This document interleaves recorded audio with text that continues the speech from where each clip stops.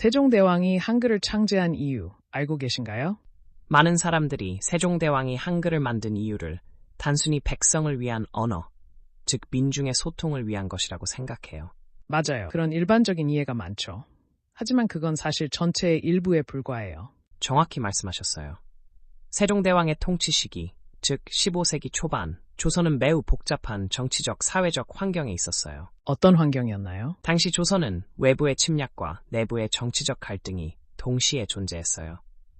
예를 들어 고려시대의 유산을 물려받은 조선은 여전히 한자로 소통하는 문화였지만 일반 백성들은 그 언어를 이해하지 못했죠. 그러면 백성들은 소통의 어려움을 겪었겠군요. 그렇죠.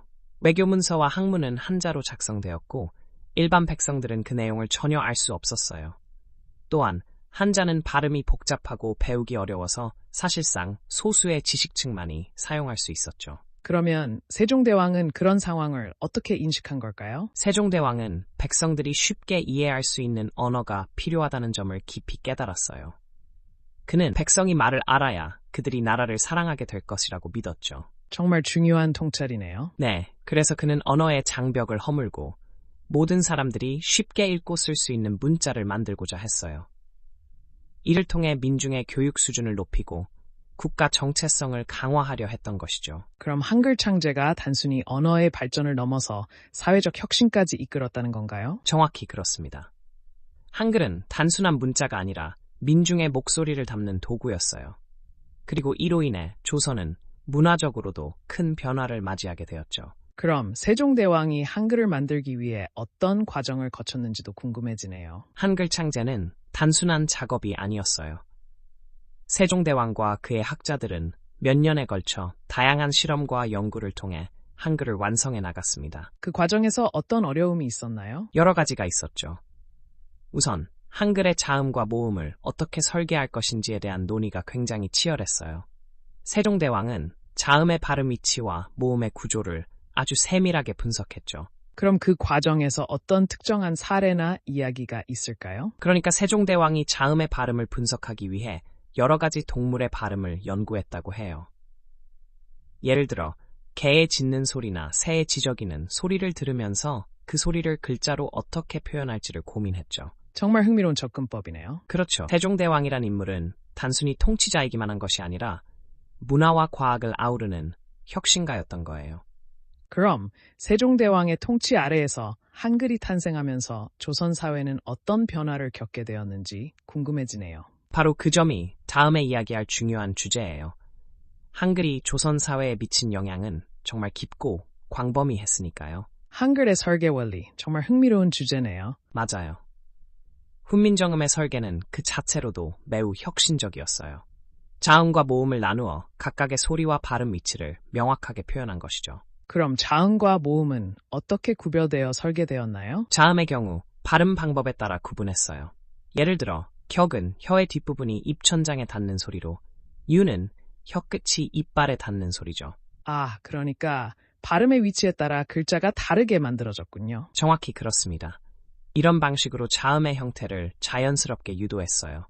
모음은 더 흥미로운데 하늘과 땅, 인간의 조화를 반영한 형태로 구성됐어요.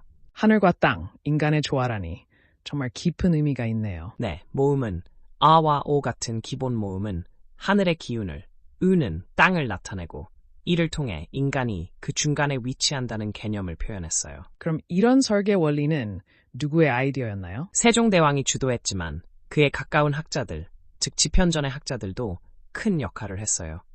특히 정인지, 신숙주 같은 인물들이 이 과정에 깊이 참여했죠. 그럼 그들은 어떤 방식으로 도움을 줬나요? 이들은 세종대왕과 함께 다양한 실험과 토론을 통해 아이디어를 발전시키고 구체화시켰어요.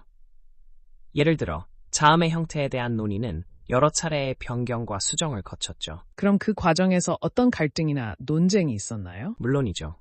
자음의 형태를 결정할 때 각자의 의견이 다르게 나왔고 그 과정에서 많은 논의가 필요했어요. 세종대왕은 그 모든 의견을 수렴하면서도 자신의 철학을 잃지 않으려 했죠. 그럼 세종대왕은 어떤 철학을 가지고 있었나요? 그는 언어가 국민을 하나로 묶는 중요한 도구라고 생각했어요. 그래서 그 어떤 논쟁에서도 백성을 위한 문자가 되어야 한다는 원칙은 확고히 지켰죠. 정말 훌륭한 리더의 모습이네요. 맞아요. 그의 통치 아래에서 한글은 단순한 문자 이상의 의미를 갖게 되었어요.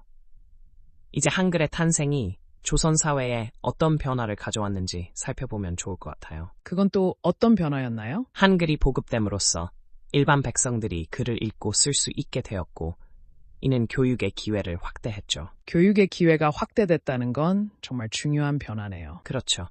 이로 인해 지식의 전파가 빨라졌고 민중의 의식 수준이 높아졌어요. 그렇다면 한글이 조선의 문화적 자부심으로 자리 잡는데도 영향을 미쳤군요. 정확히 말씀하셨어요. 한글은 이제 단순한 의사소통의 도구가 아니라 조선의 정체성을 상징하는 문화유산으로 자리 잡았죠. 그래서 한글은 조선의 역사에서 매우 중요한 역할을 했던 거군요. 그렇습니다. 이 과정에서 세종대왕과 학자들의 노력은 결코 잊혀져선 안 될 부분이에요. 그럼 그들의 노력은 지금의 한글에 어떻게 이어지고 있나요? 사실 한글의 설계 원리는 현대에도 여전히 많은 영향을 미치고 있어요. 그 원리와 철학이 오늘날의 문자 체계에도 적용되고 있기 때문이죠. 정말 흥미로운 연결점이네요. 여기서 한 가지 더 궁금한 점이 있는데요. 훈민정음이 발표된 이후 조선 사회는 어떤 반응을 보였는지를 살펴보면 더욱 흥미로울 것 같아요. 훈민정음이 발표된 이후에 조선 사회의 반응은 어땠나요? 반응은 상반된 의견이 많았어요. 한편으로는 백성들이 한글을 배우고 사용하는 것에 열광했죠. 그동안 한자에 얽매여 있던 사람들이 이제는 자신들의 언어로 의사소통할 수 있게 된 거니까요. 그럼 교육 기회가 확장되면서 어떤 변화가 있었을까요? 교육이 보편화되면서 사람들은 더 많은 지식을 습득할 수 있게 되었고, 이는 곧 사회적 계층 간의 소통 개선으로 이어졌어요. 예를 들어 상류층과 하류층 간의 대화가 가능해지면서 서로의 의견을 이해하고 존중하는 분위기가 조성된 거죠. 그럼 그 이전에는 소통이 어려웠던 건가요? 맞아요. 한자는 어려운 문자였기 때문에 일반 백성들은 상류층의 대화 내용을 이해하기 힘들었죠. 그래서 한글의 출현은 단순히 문자의 변화가 아니라 사회 구조의 변화로도 이어졌던 거예요. 정말 중요한 의미가 있네요. 그리고 한글이 보급되면서 교육의 형태도 바뀌었어요. 전통적인 사대부의 교육 방식에서 벗어나 보다 실용적이고 민중적인 교육이 필요하다는 인식이 퍼지기 시작했죠. 그런 변화가 어떻게 이루어졌나요? 우선 한글을 활용한 교과서와 학습 자료들이 등장했어요. 사람들이 쉽게 접근할 수 있는 내용을 담은 책들이 많이 만들어진 거죠. 그럼 이런 교육의 변화가 백성들에게 어떤 영향을 미쳤나요? 백성들은 이제 자신의 의견을 표현할 수 있는 기회를 가지게 되었고, 이는 곧 사회적 참여로 이어졌어요. 예를 들어 농민들이나 상인들이 자신의 요구를 문서로 작성해 제출할 수 있는 길이 열리게 된 거죠. 그럼 이로 인해 사회의 변화는 어떤 방향으로 나아갔나요? 한글 덕분에 민중의 목소리가 정치에 반영될 수 있는 가능성이 생겼어요. 단순히 통치자에게 의존하던 시대에서 벗어나 민중이 스스로의 권리를 주장할 수 있는 환경이 조성된 거죠. 그럼 이 과정에서 세종대왕은 어떤 역할을 했나요? 세종대왕은 이러한 변화를 이끌어내기 위해 끊임없이 노력했어요. 그는 한글을 통해 민중이 스스로의 권리를 이해하고 주장할 수 있도록 하는데 큰 관심을 기울였죠. 정말 통찰력 있는 리더였네요. 그렇죠. 또한 한글을 통해 조선의 문화적 자부심이 높아진 것도 큰 변화 중 하나예요. 이제 한글은 단순한 문자 이상의 의미를 가지게 되었고, 조선의 정체성을 상징하는 문화유산으로 자리 잡게 되었죠. 그러니까 한글이 사회의 모든 계층에게 통일된 소통의 도구가 되어줬군요. 맞습니다. 그리고 이러한 변화는 단순히 조선 내부에서만 그치는 것이 아니라 주변 국가에도 영향을 미쳤어요. 어떻게 그런 영향이 있었나요? 한글이 보급되면서 조선의 문화와 지식이 외부로 더 많이 퍼져나가기 시작했죠.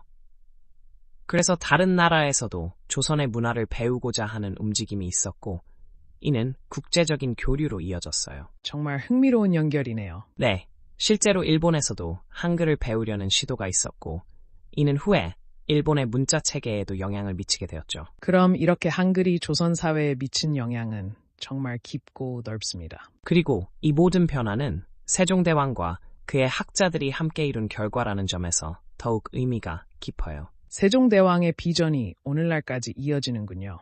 바로 그 점이 정말 놀랍죠. 한글이 단순한 문자 이상의 의미를 가지게 된 것은 그 설계 원리와 창제 과정이 현대에도 여전히 유효하기 때문이에요. 그러니까 한글의 기적이 오늘날까지도 이어지고 있다는 거군요. 맞아요. 그런데 이건 단순히 문자 체계의 발전과도 관련이 있습니다. 훈민정음이 당시 사회에 미친 변화는 현대에도 여전히 중요한 시사점을 던져주고 있죠. 한글의 보급이 이렇게 큰 변화를 가져왔군요. 네, 그리고 그 변화는 단순히 교육 수준이 올라가는 것에 그치지 않았어요. 한글이 조선의 문화적 정체성을 확립하는 데도 큰 역할을 했습니다. 어떻게 그런 일이 가능했나요? 한글은 단순한 문자 체계가 아니라 조선의 고유한 언어를 표현하는 도구로 자리 잡았기 때문이에요.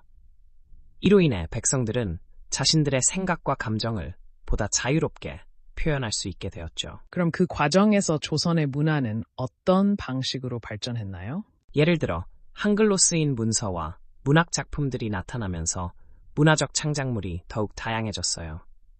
이를 통해 사람들은 자신의 경험과 이야기를 나눌 수 있는 기회를 가지게 되었고, 이는 곧 문화적 자긍심으로 이어졌죠. 문화적 자긍심이라면 구체적으로 어떤 모습이었을까요? 조선의 문인들이 한글로 시를 쓰고 이야기를 기록하면서 자신들의 정체성을 확립하려는 노력이 활발해졌어요. 특히 한글로 된 문학 작품들은 그 자체로 조선의 문화를 세계에 알리는 중요한 역할을 했죠. 그럼 이런 문학적 성과들이 조선의 외부 이미지에도 영향을 미쳤나요? 그렇죠.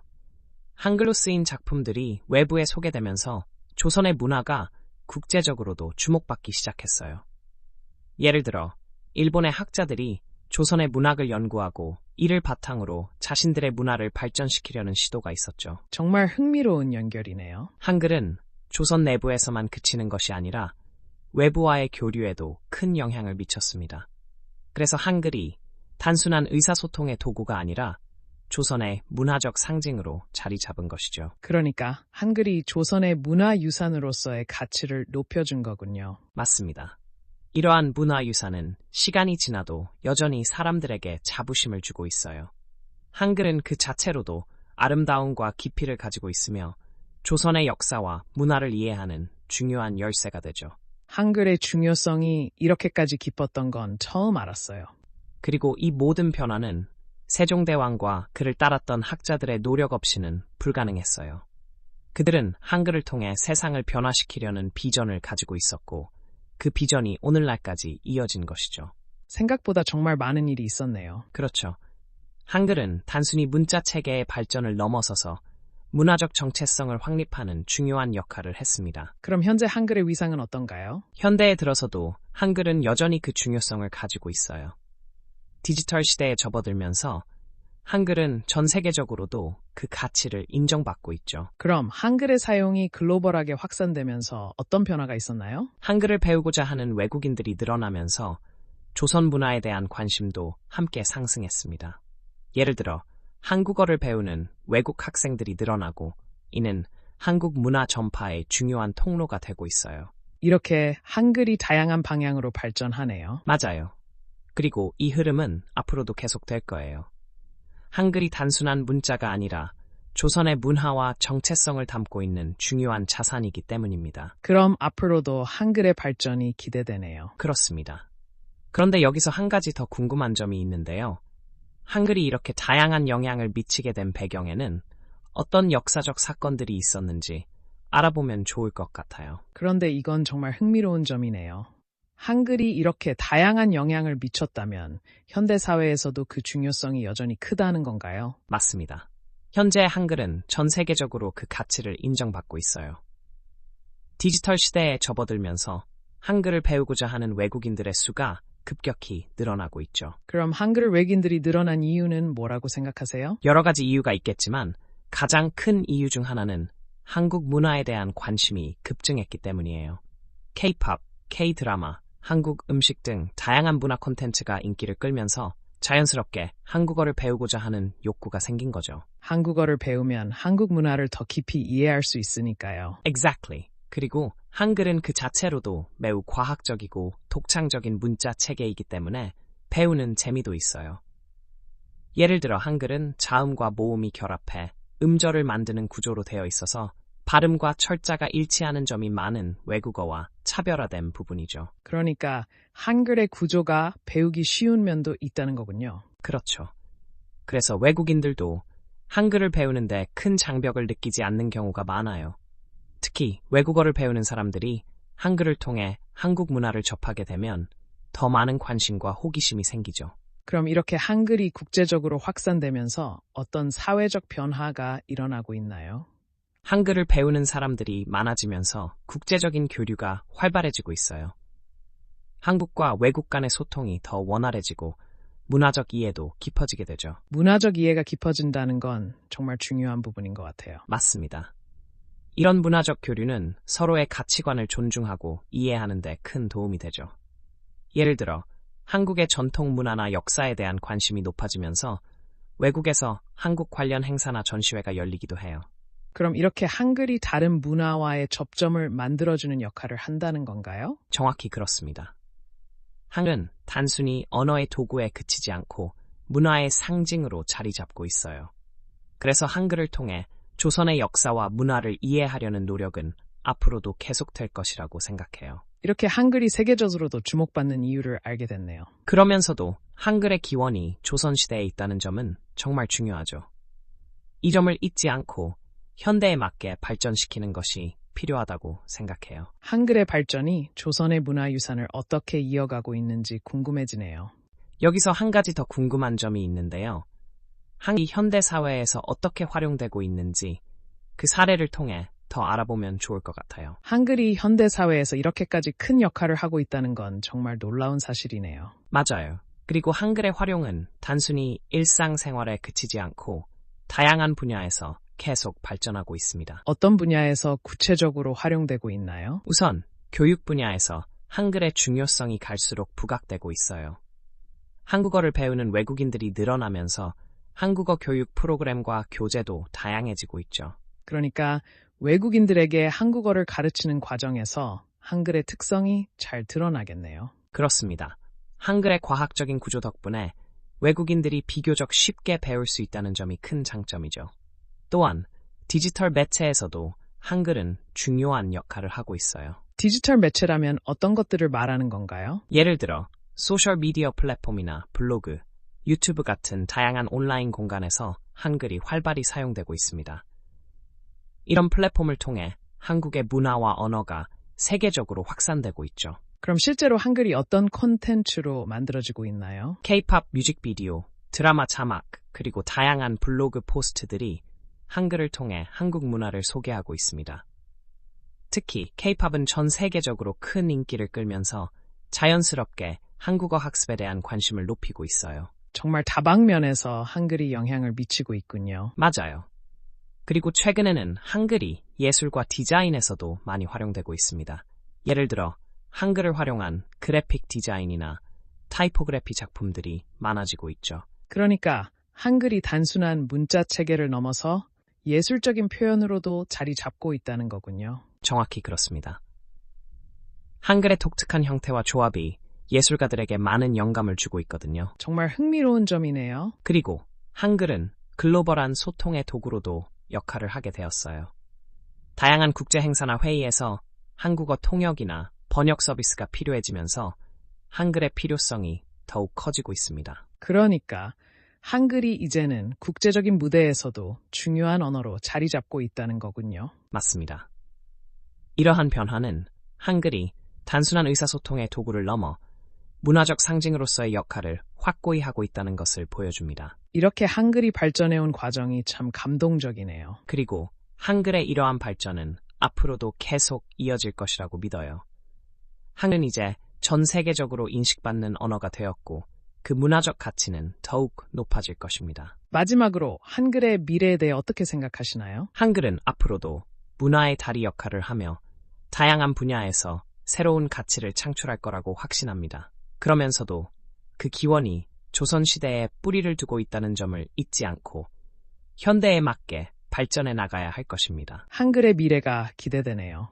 정말 깊이 있는 이야기. 감사합니다. 감사합니다. 한글의 이야기는 우리가 잊지 말아야 할 중요한 부분입니다.